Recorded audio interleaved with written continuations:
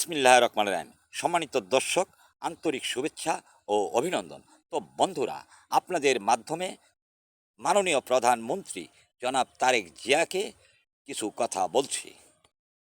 তারেক জিয়া, আপনি অবৈধভাবে 50% ভোট বাদ দেওয়া নির্বাচনে অংশগ্রহণ করে প্রধানমন্ত্রী হয়েছেন। না, আপনি বিশ্বের সেরা ভোট চোর হয়েছেন। তারেক জিয়া, শয়তান মব রাজা ইউনুস আওয়ামী লীগকে অবৈধভাবে নিষেধাজ্ঞা দিয়ে রেখেছে একটি সইয়ের মাধ্যমে। পেশি শক্তির অবৈধ সই। মিস্টার তারেক জিয়া এই অবৈধ আদেশ প্রত্যাহার না করে বিশাল বড় প্রতিহিংসা রাজনীতি স্থাপন করতেছেন।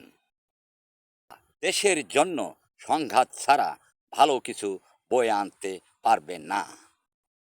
তাই মিস্টার তারেক জিয়া, আপনি আর কত বড় অভিনেতা!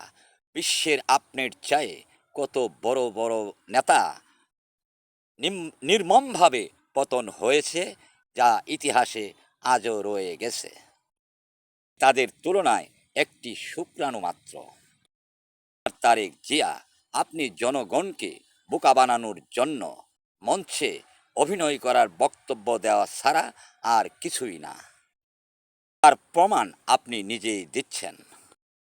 বৈধ সরকার ইউনুস সহ পুলিশ হত্যার বিচার না করে এবং আওয়ামী লীগের নিষেধাজ্ঞা না তুলে নিয়ে জন্য আপনি হয়েছেন প্রতিহিংসার রাজনীতির জন্ম দেয়া এক মহা খলনায়ক।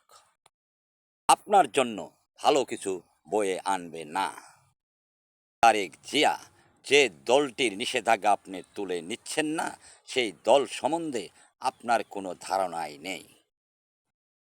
আমি আপনাকে ধারণা দিচ্ছি, সেই দলের শক্তি এই দেশেও আছে, প্রতিবেশী দেশের শক্তিতেও শক্তিশালী এবং ইন্টারন্যাশনালভাবেও শক্তিশালী ও ঐশ্বরিকভাবেও শক্তিশালী।